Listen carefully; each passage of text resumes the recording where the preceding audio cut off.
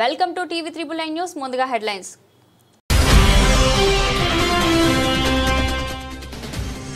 B2 బాంబర్లు మిసోరీలో సురక్షితంగా land అయ్యాయి. America అధ్యక్షుడు డొనాల్డ్ ట్రంప్ స్పందన.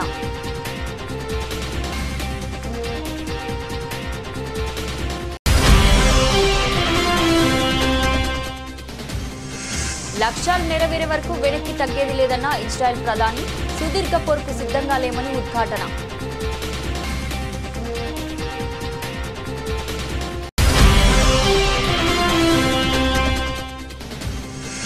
ఇరాన్ దాడుల దెబ్బ. ట్రంప్కు నోబెల్ ప్రతిపాదనపై పాకిస్తాన్ రాజకీయ దుమారం.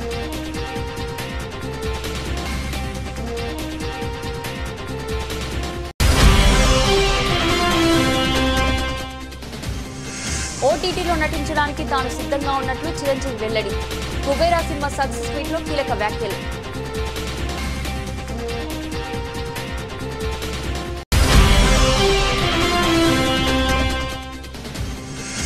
మావోయిస్టులకు నిద్ర లేకుండా చేస్తాం. కేంద్ర మంత్రి అమిత్ షా మండిపాటు.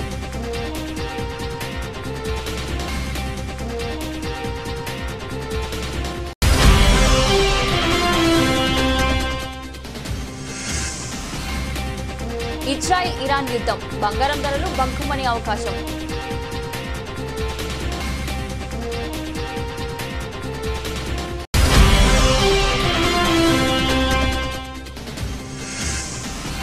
బెంగళూరు తొక్కిసలాట. ఐపీఎల్ విజయోత్సవాలపై బీసీసీఐ కఠిన నిబంధనలు.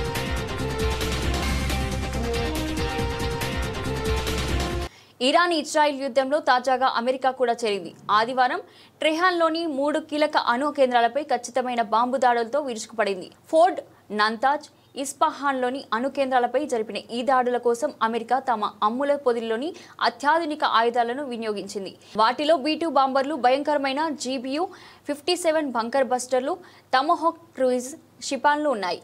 ఈ దాడులపై అమెరికా అధ్యక్షుడు డొనాల్డ్ ట్రంప్ స్పందించారు. B2 పైలట్ల సహనసాన్ని ప్రశంసించారు. పైలట్లు తమ పని ముగించుకొని సురక్షితంగా మిసోరీలో ల్యాండ్ అయినట్లు వెల్లడించారు. గ్రేట్ B2 పైలట్లు ఇప్పుడే మిసోరీలో సురక్షితంగా ల్యాండ్ అయ్యారు. వారు చేసిన పనికి ధన్యవాదాలు అంటూ ట్రంప్ తన ట్రూత్ సోషల్ మీడియా పోస్టులో రాసుకొచ్చారు. మరోవైపు ఇరానియన్ అణు కేంద్రాలైన ఫోర్డ్, నంతాజ్, ఇస్ఫహాన్లపై బాంబు దాడుల తర్వాత మిసోరీలోని వైట్ మ్యాన్ వైమానిక దళ స్థావరానికి B2 బాంబర్లు తిరిగి వస్తున్న వీడియోను వైట్ హౌస్ సోమవారం విడుదల చేసింది. ఇరాన్పై దాడి తర్వాత మిసోరీలోని వైట్ మ్యాన్ వైమానిక దళ స్థావరం వద్ద B2 బాంబర్లు సురక్షితంగా దిగాయని శ్వేత సౌధం పేర్కొంది. ఈ మేరకు B2 బాంబర్లు మిసోరీ చేసుకున్న వీడియోను పంచుకుంది. ఇరాన్ విషయంలో తాము నిర్దేశించుకున్న లక్ష్యాలను అత్యంత చేరువలో ఉన్నామని ఇజ్రాయెల్ ప్రధాని బెంజమిన్ నెతన్యాహు ప్రకటించారు. ఇరాన్ బాలిస్టిక్ క్షిపణి కార్యక్రమానికి అణు కేంద్రాలకు గణనీయమైన నష్టం కలిగించామని ఆయన తెలిపారు. అయితే లక్ష్యాలు పూర్తిగా నెరవేరే వరకు తమ సైనిక చర్యలను ఆపేది లేదని స్పష్టం చేశారు. ఇరాన్లోని కీలక అణు కేంద్రాలపై అమెరికా దాడులు జరిపిన నేపథ్యంలో ఆదివారం సాయంత్రం నెతన్యాహు విలేకరుల సమావేశంలో మాట్లాడారు. ఇరాన్లోని పోర్ట్ అణు కేంద్రాన్ని అమెరికా దాడుల వల్ల చాలా తీవ్రమైన నష్టాలను వాటిల్లిందని ఆయన తెలిపారు. ఇరాన్ అణు కార్యక్రమం నుంచి ముప్పును తొలగిస్తున్నామని, వారిని వెనక్కి పంపిస్తున్నామని నెతన్యాహు పేర్కొన్నారు. లక్ష్యాలను సాధించడానికి అవసరమైన దానికంటే ఎక్కువగా మా చర్యలను కొనసాగించము, అలాగని చాలా త్వరగా ముగించము కూడా. లక్ష్యాలు నెరవేరినప్పుడే ఆపరేషన్ పూర్తవుతుంది, పోరాటం ఆగిపోతుంది అని నెతన్యాహు స్పష్టం చేశారు. సుదీర్ఘ పోరులోకి ఇజ్రాయెల్ను లాగడానికి తాము సిద్ధంగా లేమని విలేకరులతో ఆయన అన్నారు. ఇజ్రాయెల్ను పూర్తిగా తుడిచిపెట్టాలనేది ఇరాన్ పాలకుల ఉద్దేశం. ఈ విషయంలో నాకు ఎటువంటి సందేహం లేదు. అందుకే మా ఉనికికి ఉన్న 2 ప్రధాన ముప్పులను, అణు ముప్పు, బాలిస్టిక్ క్షిపణుల ముప్పు తొలగించడానికి ఈ ఆపరేషన్ చేపట్టాం. ఈ లక్ష్యాలను సాధించే దిశగా మేము అంచెలంచెలుగా ముందుకు సాగుతున్నాం. వాటిని పూర్తి చేయడానికి మేము చాలా దగ్గరలో ఉన్నాం అని నెతన్యాహు వివరించారు. ఇరాన్ వద్ద ఉన్న 400 కిలోల 60% శుద్ధి చేసిన యురేనియం ఎక్కడుందన్న ప్రశ్నకు నెతన్యాహు తమ వద్ద ఈ విషయమై ఆసక్తికరమైన నిఘా సమాచారం ఉందని తెలిపారు. కానీ వివరాలు చెప్పడానికి నిరాకరించారు. మేము దాన్ని చాలా నిశ్చితంగా గమనిస్తున్నామని, అణు కార్యక్రమంలో ఒక ముఖ్యమైన భాగమని నేను మీకు చెప్పగలను. దానిపై మా వద్ద ఆసక్తికరమైన సమాచారం ఉంది. దాన్ని మీతో పంచుకోనందుకు నన్ను క్షమించండి అని ఆయన అన్నారు. ఇరాన్ అణు కేంద్రాలపై ఇజ్రాయెల్ చర్యల సమయం గురించి నెతన్యాహు మాట్లాడుతూ 2024 సెప్టెంబర్లో హిజ్బుల్లా నాయకుడు హసన్ నస్రల్లా హత్య తర్వాత ట్రెహాన్ అణు ఆయుధీకరణ వైపు వేగంగా వెళ్తుండడంతో ఇజ్రాయెల్ చర్యలు తీసుకోవాల్సిన వచ్చిందని అన్నారు. 2023 అక్టోబర్ 7న దక్షిణ ఇజ్రాయెల్లో హమాస్ ఉగ్రవాదుల దాడి తర్వాత లెబనాన్ ఉగ్రవాద సంస్థ హిజ్బుల్లా ఇజ్రాయెల్ ఉత్తర సరిహద్దులోని కమ్యూనిటీలు సైనిక స్థావరాలపై దాడులు ప్రారంభించింది. దీంతో ఏడాదికి పైగా సాగిన ఘర్షణలో దక్షిణ లెబనాన్లోని కొన్ని నెలల పాటు జరిగిన పూర్తిస్థాయి యుద్ధంలో ఒకప్పుడు టెహ్రాన్ బలమైన పరోక్ష శక్తిగా ఉన్న హిజ్బుల్లా తీవ్రంగా బలహీనపడింది. నెలకి 300 బాలిస్టిక్ క్షిపణులను నిర్మించాలన్న ఇరాన్ ప్రణాళికలు కూడా ఈ సమయంలో ప్రచారాన్ని ప్రారంభించడానికి ఒక నిర్ణయాత్మక అంశమని నేతన్యాహు ఉదాహరించారు. గత 10 రోజుల్లో ఇస్లామిక్ రిపబ్లిక్లోని సగానికి పైగా బాలిస్టిక్ క్షిపణి ప్రయోగ కేంద్రాలను నిర్వీర్యం చేసినట్లు ఆయన చెప్పారు. ఈ ముప్పు తీవ్రత గురించి తాను అమెరికా అధ్యక్షుడు డొనాల్డ్ ట్రంప్తో తన ఆందోళనను పంచుకున్నానని, ఆయన దీన్ని అర్థం చేసుకున్నారని నేతన్యాహు తెలిపారు. మేము చర్యలు తీసుకోవాల్సిన అవసరాన్ని ఆయనకు చెప్పాను. ఆయన దాన్ని చాలా బాగా అర్థం చేసుకున్నారు. కీలక సమయంలో ఆయన సరైన పని చేశారని నాకు తెలుసు అని నేతన్యాహు అన్నారు. అమెరికా అధ్యక్షుడు డొనాల్డ్ ట్రంప్కు 2025 సంవత్సరానికి గాను నోబెల్ శాంతి బహుమతి ఇవ్వాలంటూ పాకిస్తాన్ ప్రభుత్వం చేసిన ప్రతిపాదన ప్రస్తుతం ఆ దేశంలో వివాదాస్పదంగా మారింది. ఇరాన్లోని అణు కేంద్రాలపై అమెరికా దాడులు చేసిన నేపథ్యంలో ట్రంప్కు నోబెల్ పురస్కారం ఇవ్వాలన్న నిర్ణయాన్ని తక్షణమే పునఃసమీక్షించాలని పాకిస్తాన్లోని ప్రతిపక్షాలు షరీఫ్ ప్రభుత్వాన్ని డిమాండ్ చేస్తున్నాయి. ఈ చర్యతో పాకిస్తాన్ ప్రభుత్వం అంతర్జాతీయంగా నవ్వుల పాలైందని ప్రతిపక్ష నేతలు మండిపడుతున్నారు. డొనాల్డ్ ట్రంప్ను నోబెల్ శాంతి పురస్కారానికి పాకిస్తాన్ నామినేట్ చేసిన మరుసటి రోజే ఆయన ఇరాన్పై దాడులకు ఆదేశించడం చర్చనీయాంశమైంది. పలు దేశాలు ట్రంప్ చర్యలను తీవ్రంగా ఖండించాయి. ఈ పరిణామం పాకిస్తాన్ ప్రభుత్వానికి ఇబ్బందికరంగా మారింది. ప్రతిపక్షమైన పాకిస్తాన్ తెహ్రిక్ ఈ ఇన్సాఫీ పార్టీకి చెందిన శాసనసభ్యుడు అలీ మహ్మద్ ఖాన్ మాట్లాడుతూ ఇజ్రాయెల్ ఇరాన్ వివాదంలో తమ దేశం ఇరాన్కే మద్దతిస్తుందని స్పష్టం చేశారు. ఇరాన్పై దాడులకు పాల్పడిన వ్యక్తికి నోబెల్ బహుమతి ప్రతిపాదించడం ద్వారా ట్రంప్ పాకిస్తాన్ ప్రభుత్వాన్ని సిగ్గుపడేలా చేశారని ఆయన తీవ్ర ఆగ్రహం వ్యక్తం చేశారు. షరీఫ్ ప్రభుత్వం ఇప్పటికైనా కళ్ళు తెరిచి ఆ ప్రతిపాదనను వెనక్కి తీసుకోవాలని ఆయన డిమాండ్ చేశారు. పాకిస్తాన్లోని ప్రముఖ రాజకీయ నాయకుడు జమియత్ ఉలెమా ఈ ఇస్లాం పార్టీ అధినేత మౌలానా ఫజ్లుర్ రెహమాన్ కూడా ఈ విషయంపై తీవ్రంగా స్పందించారు. అమెరికా అధ్యక్షుడు ట్రంప్ శాంతికాముకుడు కాదని, ఆయన చర్యలు ఈ విషయాన్ని స్పష్టం చేస్తున్నాయని అన్నారు. పాలస్తీనా, సిరియా, లెబనాన్, ఇరాన్లపై ఇజ్రాయెల్ చేస్తున్న దాడులకు మద్దతిస్తున్న ట్రంప్ ఎలా శాంతి దూత అవుతారని ఆయన ప్రశ్నించారు. పాక్ ఆర్మీ చీఫ్ ఆసిమ్ మునీర్తో ట్రంప్ సమావేశం కావడం ఆయనకు విందు ఇవ్వడం వల్లే పాక్ ప్రభుత్వం ఈ ప్రతిపాదన చేసి ఉండవచ్చని రెహమాన్ అభిప్రాయపడ్డారు. ఈ ప్రతిపాదనను వెంటనే ఉపసంహరించుకోవాలని ఆయన కూడా డిమాండ్ చేశారు. పాక్ మాజీ సెనేటర్ ముషాహిద్ హుస్సేన్ మాట్లాడుతూ ట్రంప్ శాంతి కోసం పాటుపడే నాయకుడు కాదని, ఉద్దేశపూర్వకంగానే ఆయన పలు యుద్ధాలకు మద్దతు పలుకుతున్నారని ఆరోపించారు.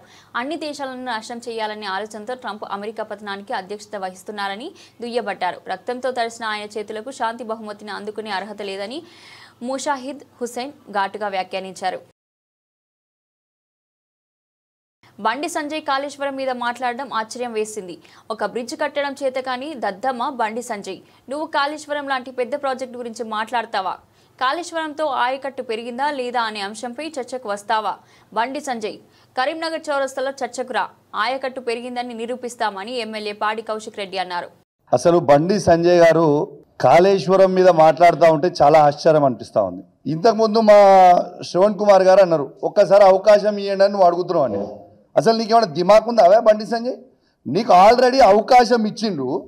కేంద్ర 2 సార్లు ఎంపీ అయినావు, కేంద్ర హోంమంత్రి అయినావా బాబు? నువ్వు కేంద్ర హోంమంత్రి అయి ఉండి నువ్వు కనీసము కాళేశ్వరం గురించి నువ్వు మాట్లాడుతూ ఉన్నావు. మా వినోద్ కుమార్ గారు కేసీఆర్ గారి నాయకత్వంలో హుజురాబాద్ నియోజకవర్గంలో కమలాపూర్ మండలంలో ఉప్పల్లు బ్రిడ్జు రాష్ట్రం నుంచి కట్టే 45 కోట్ల రూపాయలతోని కంప్లీట్ చేసి పెడితే 4 సంవత్సరాలు అవుతుంది వినోద్ కుమార్ గారు కంప్లీట్ చేసి.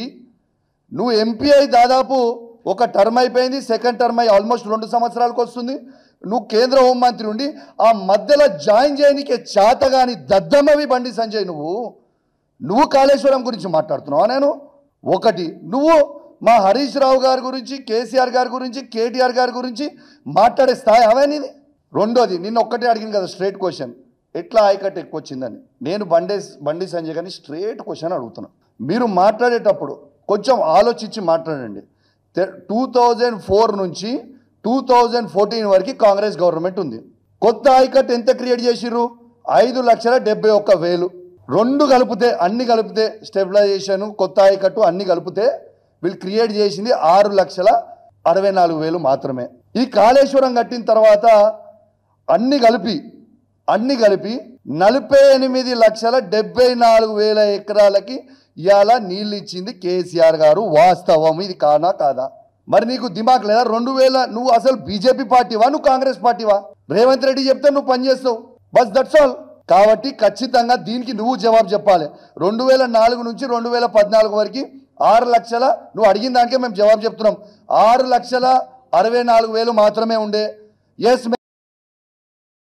రాజ్యాంగబద్ధమైన పదవుల్లో ఉన్న బండి సంజయ్, ధర్మపురి అరవింద్ చిల్లర రాజకీయాలు చేస్తున్నారు.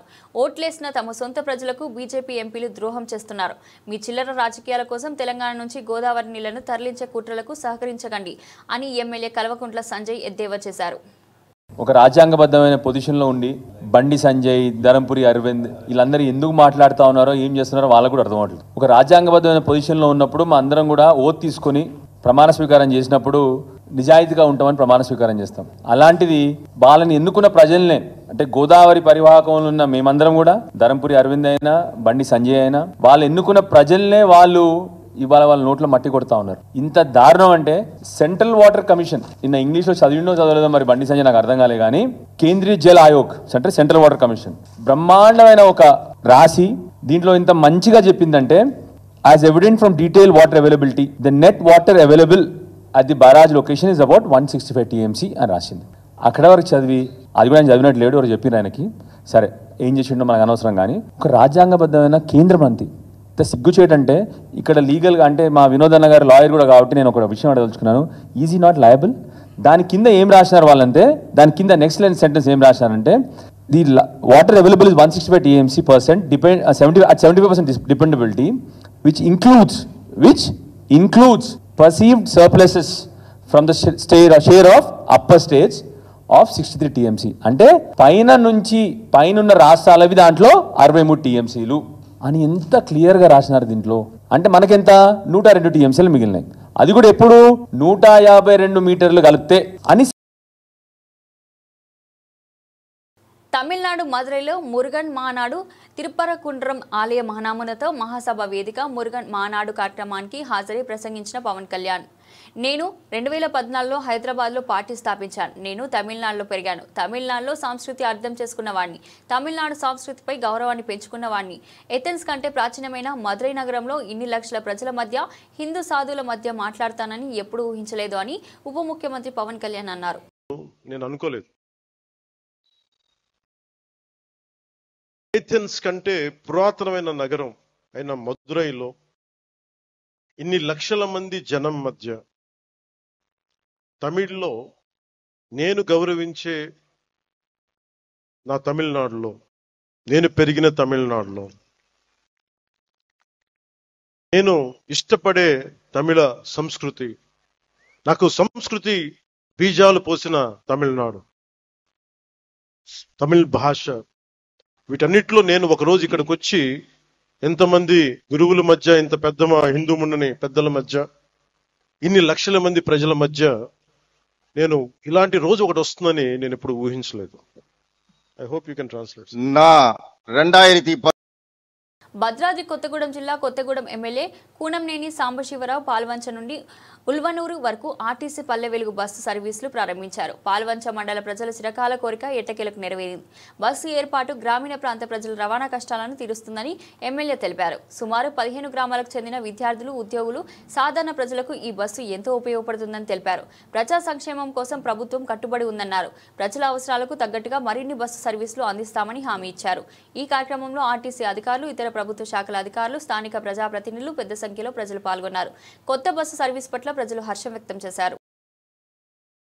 పాల్వంచ టు ఉలవనూరు బస్సును మనం ప్రారంభించుకున్నాం.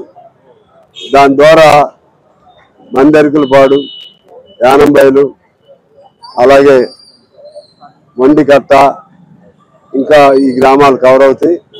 దాంతోపాటు రేగులగూడెం, చంద్రారగూడెం కూడా కవర్ చేయడానికి ఆర్టీసీ వారు మాట ఇచ్చారు. అటు కూడా కవర్ చేద్దామని.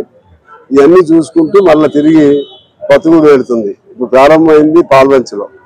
కాబట్టి ఈ బస్సు వలన చాలా ఉపయోగం ఉంటుంది. ముఖ్యంగా ఇప్పుడు నష్టం, గతంలో లాగా నష్టం వస్తుందని తీసే అవకాశం కూడా లేదు. కారణం ఇప్పుడు మహిళలకి ఉచిత బస్సు సర్వీసు సౌకర్యం ఉండబట్టి అది గవర్నమెంటే భరించుకుంటుంది. కాబట్టి ఈ బస్సు గ్యారంటీగా నడుస్తుందని విశ్వాసం నాకుంది. ఈ సందర్భంగా ఆర్టీసీ అధికారులకి, మినిస్టర్ గారు పొన్నం ప్రభాకర్ గారికి, ప్రభుత్వానికి మన నియోజకవర్గం నుంచి మనస్ఫూర్తిగా అభినందనలు తెలియజేస్తా ఉన్నాను. రేవంత్ రెడ్డి రామచిలకల బండి సంజయ్ మారి మాట్లాడుతున్నాడు. బీజేపీ నేతలందరూ ఒకచోట సభ పెట్టుకుంటే ఆ మీటింగ్ కు బండి సంజయ్ పోకుండా తన ఎజెండాను తెరపైకి తెచ్చాడు. గోదావరి నీళ్లను ఎత్తుకుపోతుంటే గోదావరి నీళ్లు తాగి పెరిగిన బండి సంజయ్ తల్లి పాలు తాగి రొమ్ము గుద్దినట్లు మాట్లాడుతున్నాడు. రేవంత్ రిమోట్ నొక్కితే ఎగిరే తోలుబొమ్మ బండి సంజయ్ అని ఎమ్మెల్సీ దాసోజు శ్రవణ్ అన్నారు. రేవంత్ రెడ్డి రామచిలకగా బండి సంజయ్ మారినట్టుగా కనబడతా ఉంది. రేవంత్ రెడ్డి మీట నొక్కుతాడు, తోలుబొమ్మ లెక్క బండి సంజయ్ ఎగిరి పడుతున్నట్టుగా మాత్రమే నిన్న మాట్లాడింది తప్ప ఇంకొకటి లేదని నేను భావిస్తా ఉన్నాను. ఒకటి, ఈటల రాజేందర్ గారి మీటింగు మొత్తం బీజేపీ అగ్రనాయకత్వం అంటే మీ టీవీలు పేపర్లు అన్నీ ఫ్రంట్ పేజీల న్యూస్ పెడతాయి, సగం కాలమ్స్ రాసి పడేస్తాయి. పక్కన నా వార్త కూడా రావాలా అని చెప్పని ఆ స్పేస్ మేనేజ్మెంట్ కోసం చిల్లర డ్రామాలు ఆడినరా, మొత్తానికి ఒక ప్రత్యేకమైన ప్రెస్ మీట్ పెట్టినరు. అది ఆ మీటింగ్ను నలిఫై చేసేటట్టు ప్రయత్నం. రెండవది, సిబిఐ ఎంక్వైరీ జరగాల, సిబిఐ ఎంక్వైరీ జరగాలని చెప్పని నిన్న చిలక పలుకులు పలికిండు బండి సంజయ్ గారు. ఒకవేళ సిబిఐ ఎంక్వైరీ జరిగినట్టయితే we are ready, party is ready. KCR గారు, హరీష్ రావు గారు, లేకపోతే పార్టీ అంతా ఏ ఎంక్వైరీలైనా పెట్టుకొని ప్రజల ముందు కాళేశ్వరం ప్రాజెక్టు ఒక వరదాయిని లెక్క నిలబడ్డది కాబట్టి ఏ ఎంక్వైరీ పెట్టుకున్నా, ఎన్ని హెరాస్మెంట్లు చేసినా రైతుల కోసం మేము కొట్లాడతామని చెప్పని పార్టీ రెడీగా ఉన్నది. మరి ఈ దీంట్లో ఆల్రెడీ నోటీసులు ఎదుర్కొన్నట్టు ఈటల రాజేందర్ కూడా సిబిఐ ఎంక్వైరీ వస్తాయి కదా. ఈటల రాజేందర్కు సిబిఐ ఎంక్వైరీ ఎదుర్కొన్న తర్వాత ఓ సిబిఐ విచారణ ఎదుర్కొంటున్నవాడిని పార్టీ అధ్యక్ష పదవి ఎట్లా చేస్తారు, తప్పిస్తారు కదా అని చెప్పని అదొక రెండో కుట్రకోణం. ఒకటి, మీటింగ్ స్పేస్ రావద్దు, మీడియాల కవరేజ్ రావద్దు, తనది కూడా సమానమైన కవరేజ్ రావాలా. ఒకవేళ తనన్నట్టుగానే సిబిఐ ఎంక్వైరీ జరిగినట్టయితే, ఈటల రాజేందర్ కూడా సిబిఐ కేసులో ఇంప్లికేట్ అయినట్టయితే ఈటల రాజేందర్ బీజేపీ అధ్యక్ష పదవికి అనర్హుడు అవుతాడు. నా కుర్చీకి నేను మళ్ళీ ఆ కుర్చీ మీద కూర్చోవడానికి నాకు పోటీ ఉండదు. ఈటల రాజేందర్ని ఇట్లనే తప్పిస్తున్నది రెండో కుట్ర. మూడో కుట్ర ఏంటి అంటే, ఊరంతా ఒక దారి అంటే ఉలిపికట్ట ఒక దారి. తెలంగాణ అంతా అట్టుడికి పోతా ఉంది. ముఖ్యంగా గోదావరి పరివాహక ప్రాంతంలో ఉన్నటువంటి ప్రజలు కావచ్చు, రైతులు కావచ్చు, రాజకీయ నాయకులు కావచ్చు, అందరూ కూడా ఆగమాగం అయిపోతూ ఉన్నారు. ఇవాళ ఈ బరకచెర్ల అని చెప్పని ఒక అడ్డమైన ప్రాజెక్టు చంద్రబాబు నాయుడు కడతా ఉన్నాడు. మా గోదావరి నీళ్లు ఎత్తుకపోయేటువంటి ఒక ప్రయత్నం చేస్తూ ఉన్నాడు. మా బతుకులు ఎట్లా అని చెప్పని రైతులు ఆగమాగం అవుతుంటే వాళ్లకు సంబంధించిన సమస్యలు మాట్లాడతలేడు రేవంత్ రెడ్డి. చంద్రబాబు నాయుడుకు మద్దతుగా రేవంత్ రెడ్డి వ్యవహరిస్తూ ఉన్నాడు. రేవంత్ రెడ్డికి మద్దతుగా అన్నట్టుగా నిన్న బనకచెర్ల గురించి ప్రశ్నలు వేసింది మీడియా వాళ్ళు. ఇంకా బనకచెర్ల సంగతి ఏంటంటే నేను అది మాట్లాడా అని చెప్పని పక్కకు పడేసి నేను కాళేశ్వరము సిబిఐ అని చెప్పని మాట్లాడు. ఏమర్థమవుతామని చెప్పండి. బనకచెర్ల మీద చర్చ రావద్దు, సిబిఐ కేసు ఈటల రాజేందర్ మీద రావాలా, బీజేపీ అధ్యక్ష పదవికి రావాలి. యాంకర్ పార్ట్ 9 తన మీద ఉన్న అనేక కేసుల్లో స్టేలు తెచ్చుకొని మేనేజ్ చేస్తున్నాడు. ఇంతటి మేనేజ్మెంట్ స్కిల్స్ ఉన్న చంద్రబాబుకు గిన్నిస్ బుక్ ఇవ్వాల్సిందే. కన్నార్పకుండా అబద్ధాలు చెప్పడంలో చంద్రబాబును మించిన గిన్నిస్ హోల్డర్ లేడు. కేవలం 13 నెలల కాలంలో 1,65,000 కోట్లు అప్పు చేసిన నాయకుడు దేశంలోనే ఉన్నాడు. ఇందుకు కూడా చంద్రబాబుకు గిన్నిస్ బుక్ ఇవ్వచ్చు అని మాజీ మంత్రి అనకాపల్లి జిల్లా వైఎస్ఆర్సీపీ అధ్యక్షులు గుడివాడ అమర్నాథ్ ఎద్దేవా చేశారు. లేదా చంద్రబాబు నాయుడు గారి మీద 2005వ సంవత్సరంలో అనేక కేసులు, ఆయన మీద వచ్చినటువంటి అవినీతి ఆరోపణలు, కేసులు, సిబిఐ ఎంక్వైరీలు చేయమని చెప్పి అనేక మంది వారి మీద కేసులు వేస్తే ఆ రోజు నుంచి ఈ రోజు వరకు అంటే దాదాపు 20 సంవత్సరాలు ఆయన మీద ఉన్నటువంటి కేసుల్ని స్టే తీసుకొని వచ్చి నేటికి కూడా అది ఎంక్వైరీకి జరగకుండా ఆయన మేనేజ్ చేస్తున్నాడంటే మరి అంత మేనేజ్మెంట్ తెలిసినటువంటి నాయకుడు బహుశా నాకు తెలిసి ఇంకొక లేడు. దానికి చంద్రబాబు నాయుడు గారు గిన్నిస్ బుక్ ఇవ్వాలి. నాకు తెలిసి రాష్ట్ర, దేశ, ప్రపంచ చరిత్రలో, ఎందుకంటే గిన్నిస్ బుక్ అనేటువంటిది ప్రపంచం అంతా చూసిస్తారు కాబట్టి, ఒక రాజకీయ నాయకుడు కన్ను ఆర్పకుండా ప్రజల్ని నమ్మించి మోసం చేసి మాటలు చెప్పేటువంటి దాంట్లో అబద్ధాలు ఆడేటువంటి నాయకుల్లో చంద్రబాబు నాయుడు గారిని మించినటువంటి గిన్నిస్ రికార్డ్ హోల్డర్ లేడు ఇంకొకడు. దానికి ఇవ్వాలి చంద్రబాబు నాయుడు గారు గిన్నిస్ బుక్. ఇన్ని గిన్నిస్ బుక్ హోల్డర్, ఇన్ని అవార్డులు మీద పెట్టుకొని ఇంకెందుకండి ఇంకా గిన్నిస్ బుక్ కోసం తాపత్రయం? సరే, మంచిదే, యోగా కార్యక్రమం మంచిదే జరిగింది. ప్రజలు చాలా మంది, లక్షలాది మంది ప్రజలు ఇబ్బంది పడ్డారు. లక్షలాది మంది ప్రజలు పిల్లల్ని, కొంతమందిని అయితే పాపం ఆ గిరిజన ప్రాంతాల నుంచి వచ్చినటువంటి పిల్లలు వాళ్ళ అవస్థలు చూశారు మీరంతా కూడా. ముందు రోజే 25,000 మంది 30,000 మంది పిల్లల్ని తీసుకుని వచ్చారు. వాళ్ళకి సరైన వసతులు లేవు, తిండి లేదు, నిద్ర లేదు. వాళ్ళు ఎప్పుడు వచ్చారో, ఎప్పుడు వెళ్ళారో, ఎందుకు వచ్చారో, ఎందుకు వెళ్ళారో తెలియనటువంటి పరిస్థితుల్లో అమాయకమైనటువంటి పిల్లల్ని, వాళ్ళని ఇబ్బంది పెట్టారు. సో ఇంతమందిని ఇబ్బంది పెట్టి మీరు సాధించింది ఏంటంటే మీ గిన్నీస్ బుక్, మీకు పబ్లిసిటీ, మీ మార్కెటింగ్. అది మీకు ఇంకో గిన్నీస్ బుక్ ఇవ్వాలి. ఇంత తక్కువ కాలంలో ఒక ముఖ్యమంత్రిగా ఈ 13 నెలల కాలంలో 1,65,000 కోట్ల రూపాయలు అప్పు చేసినటువంటి నాయకుడు బహుశా నాకు తెలిసి ఇంకొక నాయకుడు లేడు. అతి తక్కువ సమయంలో ఎంత అప్పు చేసినటువంటి నాయకుడు ఏ దేశంలో, ఏ రాష్ట్రంలో నాకు తెలిసి బహుశా ఉండడు. దానికి ఇవ్వాలి చంద్రబాబు నాయుడు గారు గిన్నీస్ బుక్. ఇన్ని రికార్డులు మీద పెట్టుకొని ఇంకా తాపత్రయపడిపోయి ప్రజలను ఇబ్బంది పెట్టి, పిల్లల్ని ఇబ్బంది పెట్టి మోడీ గారి దగ్గర మార్కులు కొట్టేయాలి. మార్కెటింగ్ అసెంబ్లీ ఎన్నికల హామీలను అమలు చేయాలని డిమాండ్ చేస్తూ యాదవ సంఘం నేతలు వినూత్నంగా నిరసన తెలిపారు. కాంగ్రెస్ పార్టీ రాష్ట్ర కార్యాలయం గాంధీ భవన్ ముందు గొర్రెల మందతో ఆందోళన చేశారు. ఎన్నికల హామీలను వెంటనే అమలు చేయాలని, కేబినెట్లో యాదవ వర్గానికి ప్రాతినిధ్యం కల్పించాలని నినాదాలు చేశారు. పీసీసీ కార్యవర్గంలో యాదవులకు ప్రాధాన్యత తగ్గిందని ఈ సందర్భంగా నేతలు ఆరోపించారు. వ్యాన్లో గొర్రెలను తీసుకువచ్చి గాంధీ భవన్ ఆవరణలో నిరసన తెలిపారు. అనంతరం గొర్రెలను గాంధీ భవన్ లోపలికి పంపించేందుకు ప్రయత్నించగా భద్రతా సిబ్బంది అడ్డుకున్నారు. ఈ క్రమంలో పోలీసులు గొల్ల కురుమల నేతల మధ్య స్వల్ప వాగ్వాదం చోటు చేసుకుంది. అనంతరం గొల్ల కురుమల సంక్షేమం సంఘం నాయకులు గాంధీ భవన్ వెలుపల నిరసన వ్యక్తం చేశారు. గొల్ల కురుమల నేతలు చేపట్టిన ఈ నిరసనకు సంబంధించిన వీడియో ప్రస్తుతం సోషల్ మీడియాలో వైరల్ గా మారింది. బీఆర్ఎస్ నేత మాజీ మంత్రి హరీష్ రావు ఈ వీడియోను షేర్ చేస్తూ అధికారంలోకి వచ్చిన 100 రోజుల్లో గొర్రెల పంపిణీ చేస్తామని కాంగ్రెస్ పార్టీ అభయహస్తం మేనిఫెస్టోలో ఉదరగొట్టిందని విమర్శించారు. అయితే గొర్రెల పంపిణీ మాట దేవుడెరుగు, వాటి కోసం కట్టిన డీడీ పైసలు కూడా వాపసు ఇవ్వలేదని కాంగ్రెస్ ప్రభుత్వంపై మండిపడ్డారు. ముఖ్యమంత్రి మాటలు విని విసిగిపోయిన యాదవ కుర్మ సోదరులు గాంధీ భవన్ కు గొర్రెలు తీసుకొని వచ్చి నిరసన తెలియజేశారని హరీష్ రావు వ్యాఖ్యానించారు. టాలీవుడ్ అగ్ర కథానాయకుడు మెగాస్టార్ చిరంజీవి ఓటీటీ వేదికలపై అడుగు పెట్టేందుకు తాను సిద్ధంగా ఉన్నానని ఆసక్తికర వ్యాఖ్యలు చేశారు. నిన్న జరిగిన కుబేర చిత్ర విజయోత్సవ సభలో ఆయన మాట్లాడుతూ నాగార్జునను ఉద్దేశించి ప్రశంసలు కురిపించారు. మంచి పాత్ర లభిస్తే ఓటీటీలో నటించడానికి తనకు ఎలాంటి అభ్యంతరం లేదని స్పష్టం చేశారు. ఈ సందర్భంగా చిరంజీవి మాట్లాడుతూ నాగార్జున నాకు ఎన్నో విషయాల్లో స్ఫూర్తినిస్తూ ఉంటారు. ఆయన ఆరోగ్యం, క్రమశిక్షణ, ఆలోచన విధానం, స్థితప్రజ్ఞత వంటి అనేక లక్షణాలు నన్ను ఆకట్టుకుంటాయి. ఎలాంటి పరిస్థితినైనా ఆయన ఎంతో ప్రశాంతంగా ఎదుర్కొంటారు అని అన్నారు. ఓటీటీ ప్రవేశం గురించి ప్రస్తావిస్తూ భవిష్యత్తులో అవసరం వస్తే ఓటీటీలో సినిమాలు చేయడానికి కూడా నేను సిద్ధంగా ఉన్నాను. దీనికి ఇప్పటి నుంచే మానసికంగా సిద్ధపడాలి. ఈ విషయంలో కూడా నాగార్జున తీసుకున్న నిర్ణయమే నాకు ప్రేరణ కలిగించింది అని చిరంజీవి వివరించారు. అయితే ఓకే అన్నాను కదా అని రేపు ఉదయమే కథలతో నా ముందుకు రావద్దు అంటూ చిరు సరదాగా వ్యాఖ్యానించారు. చిరంజీవి చేసిన ఈ వ్యాఖ్యలు ప్రస్తుతం సినీ వర్గాల్లో వైరల్ గా మారాయి. త్వరలో ఆయన్ను ఓటీటీ తెరపై కూడా చూడవచ్చని అభిమానులు ఆశాభావం వ్యక్తం చేస్తున్నారు. ఇప్పటికే పలువురు సీనియర్ నటులు ఓటీటీ ద్వారా ప్రేక్షకులకు చేరువైన సంగతి తెలిసిందే. నందమూరి బాలకృష్ణ పలు కార్యక్రమాలకు వ్యాఖ్యాతగా వ్యవహరిస్తూ ఆకట్టుకుంటుండగా victory Venkatesh Rana Naidu web series తో ప్రేక్షకులను అలరించాడు. గతేడాది కూడా చిరంజీవి ఓటీటీలో అడుగుపెట్టనున్నారంటూ వార్తలు వచ్చాయి. ఓటీటీ ప్రాజెక్టులకు కథే ప్రధాన బలం కాబట్టి ఆయన బలమైన కథ కోసం అన్వేషిస్తున్నారని, తన వయసుకు తగిన పాత్రను రూపొందించాలని కొంతమంది రచయితలకు సూచించినట్లు కూడా అప్పట్లో ప్రచారం జరిగింది. తాజాగా చిరంజీవి చేసిన ఈ వ్యాఖ్యలతో ఓటీటీ ఎంట్రీపై చర్చ మరోసారి ఊపందుకుంది. ఆ డైలాగ్ నువ్వు అని ఇందాక నేషనల్ క్రష్, నా క్రష్ కూడా అందుకని నేను ఆ మాట అనను కానీ అనుకుంటాను అంతే, పైగా మాత్రం నేను అనను.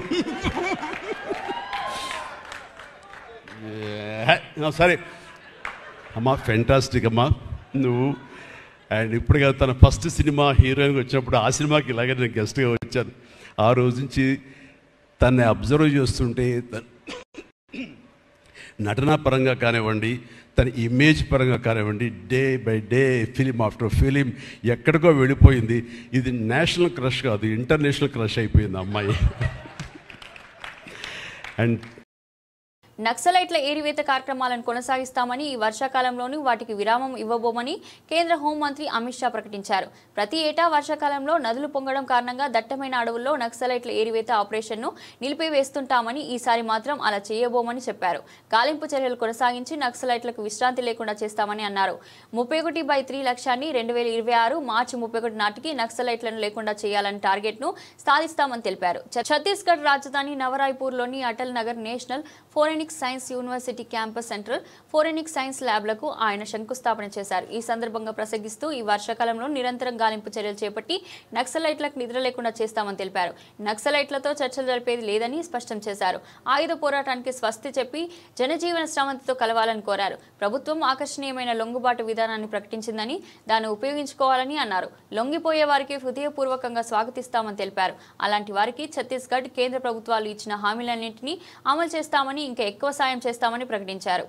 नवा रायपुर में कहा था, अटल नगर में कहा था कि 31/3/2026 ये देश नक्सलवाद से मुक्त हो जाएगा। और मित्रों, मैं फिर से बात विश्वास के साथ दोहराना चाहता हूं, जिस तरह से सुरक्षा बलों ने पराक्रम किया है, हमारी सूचना एजेंसियों ने सटीक रणनीति बनाई है, हमें लक्ष्य को सिद्ध कर कर रहेंगे। और आज मैं छत्तीसगढ़ वासियों को कहकर जाता हूं कि हर बार बारिश में नक्सली थोड़ा आराम कर लेते थे, इस बार बारिश में भी हम उनको सोने नहीं देंगे और 31 दिन के लक्ष्य को हम పశ్చిమాసియాలో తాజాగా చెలరేగిన ఉద్రిక్తతలు ప్రపంచవ్యాప్తంగా అనిశ్చితిని మరింత తీవ్రతరం చేయడంతో బంగారం ధరలు భారీగా పెరిగే అవకాశాలు కనిపిస్తున్నాయని మార్కెట్ నిపుణులు అంచనా వేశారు. ఇరాన్ అణు కేంద్రాలపై అమెరికా వైమానిక దాడులు జరపడం పెట్టుబడిదారుల్లో తీవ్ర ఆందోళన రేకెత్తించింది. దీంతో వారు బంగారం వంటి సురక్షిత పెట్టుబడుల వైపు దృష్టి సారిస్తున్నారు. వాస్తవానికి అమెరికా అధ్యక్షుడు డొనాల్డ్ ట్రంప్ సైనిక చర్యకు బదులుగా దౌత్యపరమైన చర్యలను ఎంచుకోవచ్చని మార్కెట్ ఆశించడంతో శుక్రవారం నాడు బంగారం ధరలు తగ్గుముఖం పట్టాయి. అయితే న్యూయార్క్లో ట్రేడింగ్ ముగిసే సమయానికి ధరలు తిరిగి పుంజుకున్నాయి. రోజువారీ చార్ట్లో ఏర్పడిన లాంగ్ లోయర్ షాడో వారాంతంలో ఉద్రిక్తతలు మరింత పెరిగే అవకాశం ఉందని వ్యాపారులు ముందే ఊహించినట్లు సూచించింది. రాబోయే వారాల్లో బంగారం ధర ఔన్స్కి $3,500 నుంచి $3,700 శ్రేణిలో ట్రేడ్ కావచ్చని నిపుణులు భావిస్తున్నారు. యాక్సిస్ సెక్యూరిటీస్కి చెందిన అక్షయ్ చించాల్కర్ మాట్లాడుతూ స్పాట్ గోల్డ్ ధర $3,314 పైన ఉన్నంతకాలం అది $3,770 దిశగా మరింత పెరిగే అవకాశం ఉందని తెలిపారు. ఆప్షన్స్ మార్కెట్ కూడా బుల్లిష్ ట్రెండ్ను సూచిస్తోందని, చాలా మంది పెట్టుబడిదారులు ధరల పెరుగుదలపై పందెం కాస్తున్నారని ఇది తెలియజేస్తుందని ఆయన వివరించారు. బంగారం ధరల పెరుగుదల వల్ల వెండి కూడా ప్రయోజనం పొందుతుందని, అయితే దాని పెరుగుదల నెమ్మదిగా ఉండవచ్చని అంచనా వేస్తున్నారు.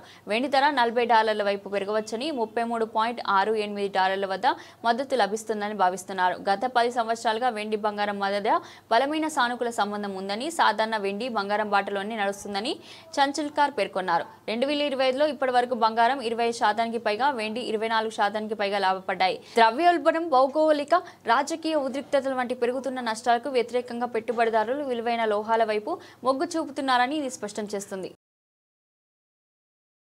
బెంగళూరులో ఆర్సీబీ విజయోత్సవ వేడుకలో తొక్కిసలాట ఘటన చోటు చేసుకున్న విషయం తెలిసిందే. ఈ దుర్ఘటనలో 11 మంది ప్రాణాలు కోల్పోయారు. సుమారు 50 మందికి పైగా గాయపడ్డారు. ఈ ఘటన నేపథ్యంలో బీసీసీఐ కీలక నిర్ణయం తీసుకుంది. భవిష్యత్తులో ఇటువంటి ఘటనలు జరగకుండా కఠిన నిబంధనలు తీసుకొచ్చింది. ఐపీఎల్ విజేతలు సెలబ్రేషన్స్ కి తప్పనిసరిగా పాటించాల్సిన నిబంధనలను రూపొందించింది. ఈ విషయాన్ని బోర్డు సెక్రటరీ దేవజిత్ సైకియా వెల్లడించారు. తొక్కిసలాట ఘటనకు బీసీసీఐ తీవ్రంగా పరిగణిస్తుందని వెల్లడించారు.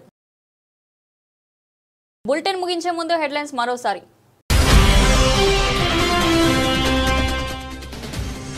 B-2 బాంబర్లు మిసోరీలో సురక్షితంగా ల్యాండ్ అయ్యాయి. అమెరికా అధ్యక్షుడు డొనాల్డ్ ట్రంప్ స్పందన.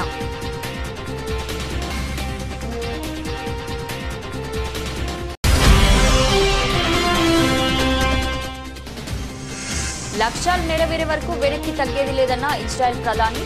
సుదీర్ఘ పోరుకు సిద్ధంగా లేమని ఉద్ఘాటన.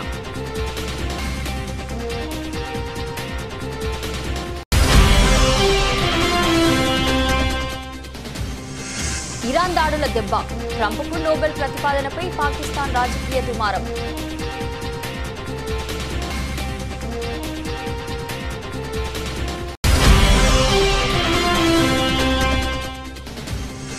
ఓటీటీలో నటించడానికి తాను సిద్ధంగా ఉన్నట్లు చిరంజీవి వెల్లడి. కుబేరా సినిమా సక్సెస్ మీట్లో కీలక వ్యాఖ్యలు.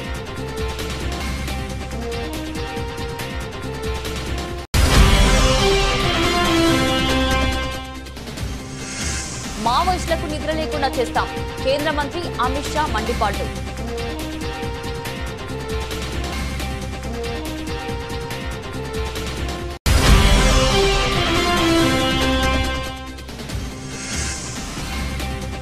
ఇజ్రాయిల్ ఇరాన్ యుద్ధం, బంగారం ధరలు బగ్గుమనే అవకాశం.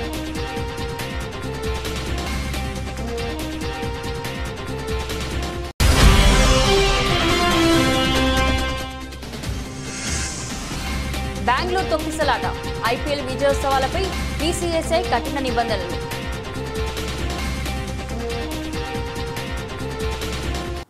ఇది ఈరోజు బులెటిన్. మరో బులెటిన్లో మళ్ళీ కలుద్దాం. అంతవరకు సెలవు.